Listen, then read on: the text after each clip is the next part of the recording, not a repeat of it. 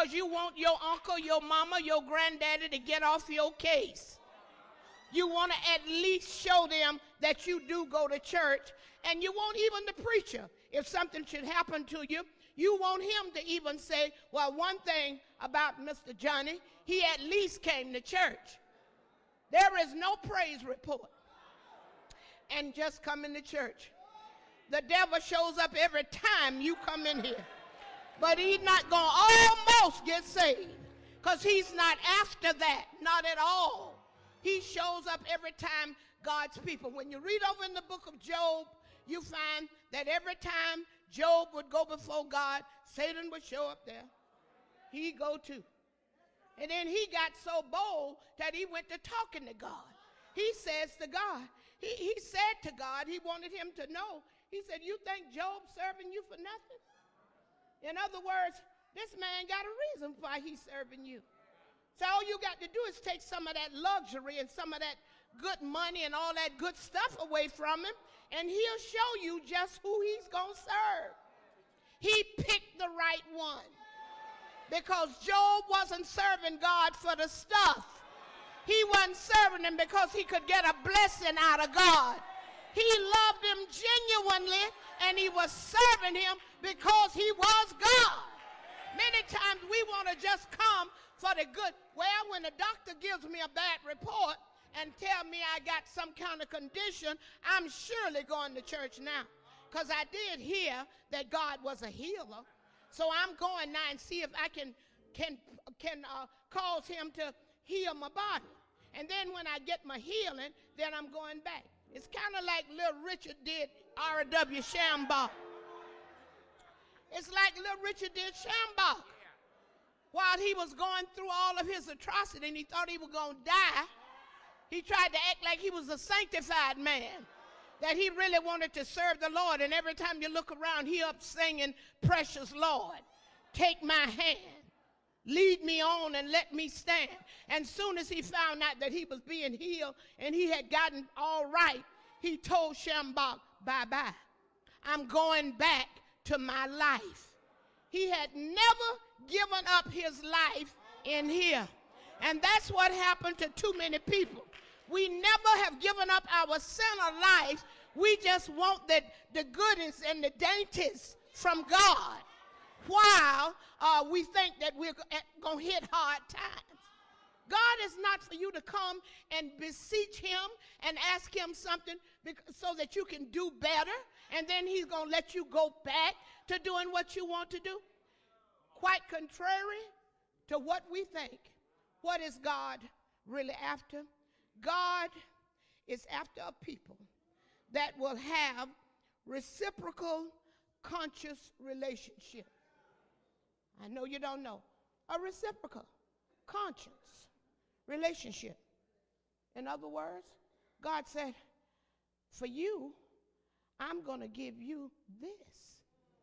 But you got to be willing to say, and Lord, for this, I'm going to give you that. It's a reciprocal relationship. Lord, if I'm going to live for you. You took away my sins, so now I'm going to live for you. I'm going to walk in the newness of life. I'm not going back. In other words, our desire to receive the goods from God will mean that you got to likewise reciprocate God for him being good to you.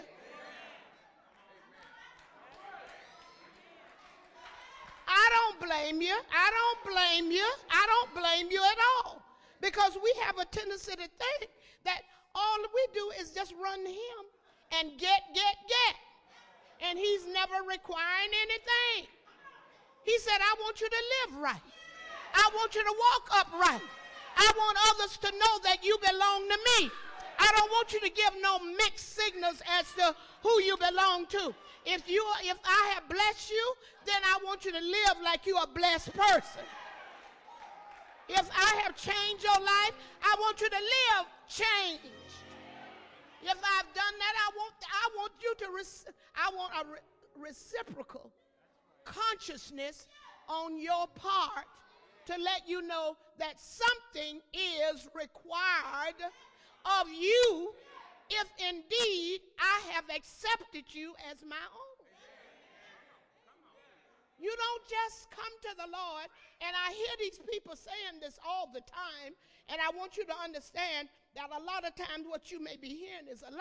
That's right. People will tell you, you can come to the Lord and just stay like you are. Just say, nobody comes to the Lord and stay as you are. There has to be a change. God says, I want a relationship with you.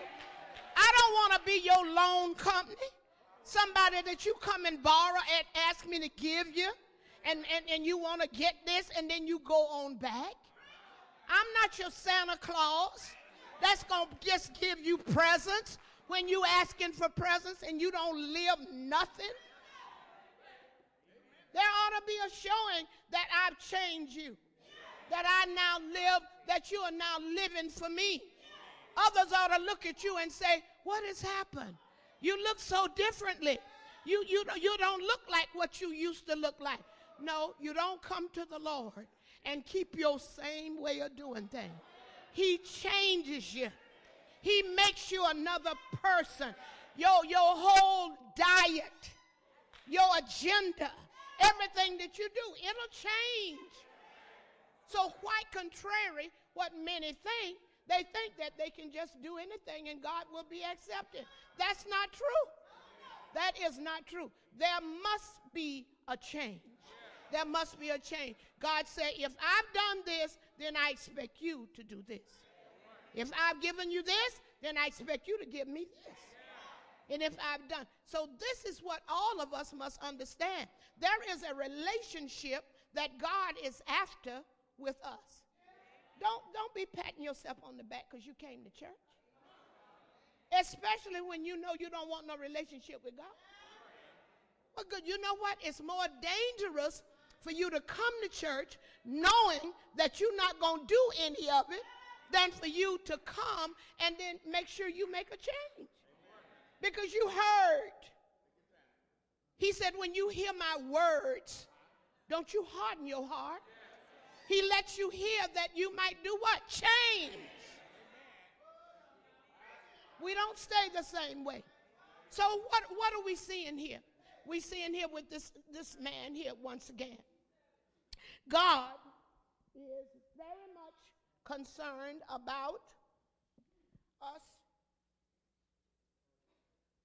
having an equal exchange. Excuse me, I'm having a little laugh. We must know that we need him as much as he wants to help us. You got to know you need him just as bad.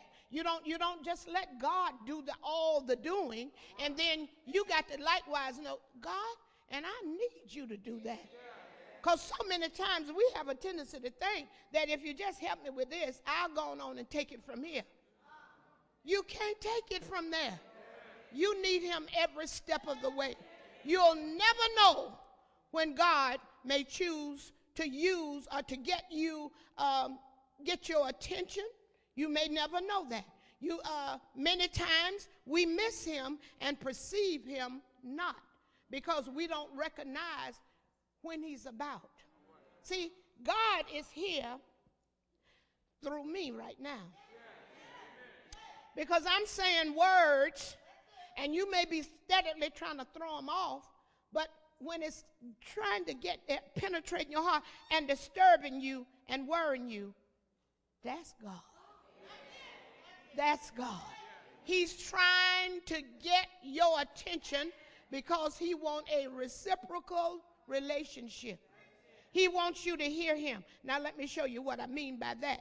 We're always, what we're always doing, we're always entering into a relationship with God, and God, who is trying to get our attention, here's what he will do many times. He will do something in such a